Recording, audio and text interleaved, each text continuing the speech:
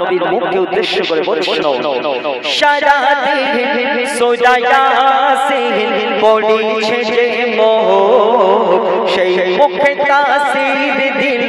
আল্লাহ পাক দেখো সারা দিন সোজা ইয়াসিন পড়িছে যে মুখ সেই মুখে তাসির দিল আল্লাহ পাক দেখো যার নাম হলো মুহাম্মদ রাসূল সর্বসেরা আঘাত বাগের ফোল বলে আল্লাহ রাব্বানা স্বয়ং তাহার দিওয়ানা আল্লাহ রাব্বানা স্বয়ং তাহার দিওয়ানা বন্ধু বলে বানিয়ে নিল খাস মেহবুব সারা দিন সোজা ইয়াসিন পড়িছে যে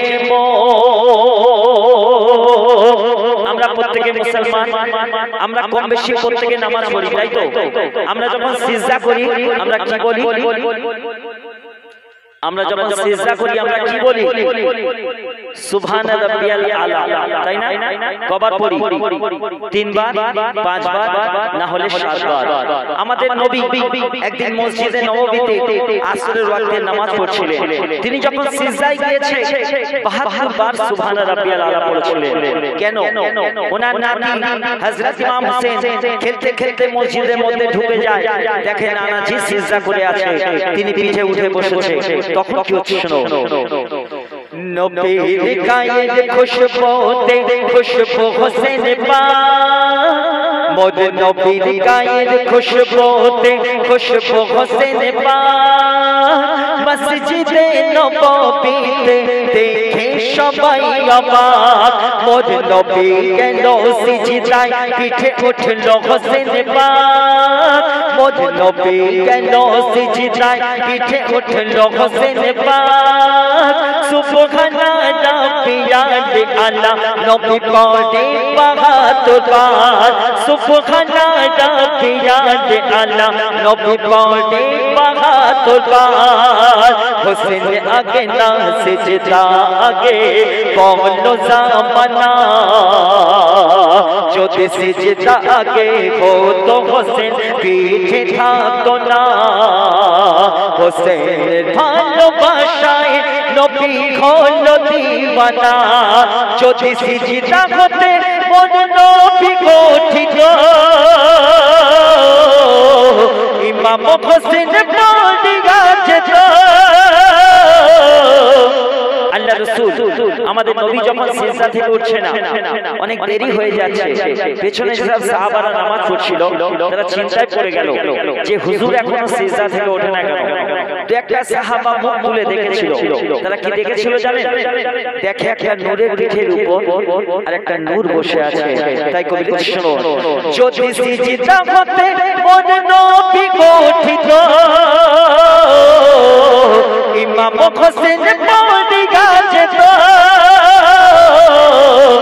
নানা ফিফে মিসাল নবাসা ফিফে মিসাল নানা ফিফে মিসাল নবাসা ফিফে মিসাল সাহাবারা দেখে দুই নূর খেলিছে হিরো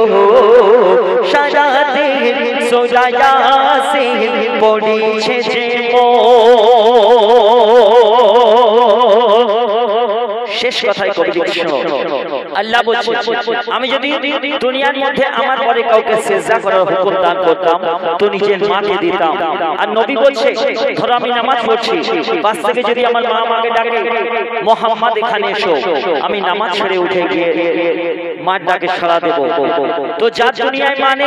তার দুনিয়ায় কিছু নেই এখানে অনেক মানুষ বসে আছে আমার ভাই দাদা বন্ধুরা মা ও বোনেরা যার দুনিয়া হায়াতে দুনিয়ায় মা আছে আমরা হয়তো তার কদর করতে পারি না যা চলে গিয়েছে তার কাছে জিজ্ঞাসা করবে একবার সেই দিনটার কথা মনে করুন যার গিয়েছে যখন মা জননীকে গোসল করিয়ে কাফন পরিয়ে খাটে তুলে রেখেছে আর আপনাকে ডাকা হচ্ছে বাবু শেষবারের মতো তোর মার মুখটা দেখে যা তোর মাকে গোরস্থানে নিয়ে যাওয়া হবে সেই দিনটা যার যার জীবনে এসেছে সে জানে তো একটা ছেলে বলছে শোনো আমি চাঁদ দেখেছি আমি সূর্য দেখেছি আমি চাঁদ দেখেছি, আমি সূর্য দেখেছি, আমি দেখেছি তারা শত শত। আমি চাঁদ দেখেছি, আমি সূর্য দেখেছি, আমি দেখেছি তারা শত শত। আমি দুনিয়ায় একটা জান্নাত দেখেছি, আমি দুনিয়ায় একটা জান্নাত দেখেছি, যা দেখতে আমার মায়ের মতো, যা দেখতে আমার মায়ের মতো, যা দেখতে আমার মায়ের মতো। তো সেই ছেলে বুঝছো, কাটে ঘাটে মাগো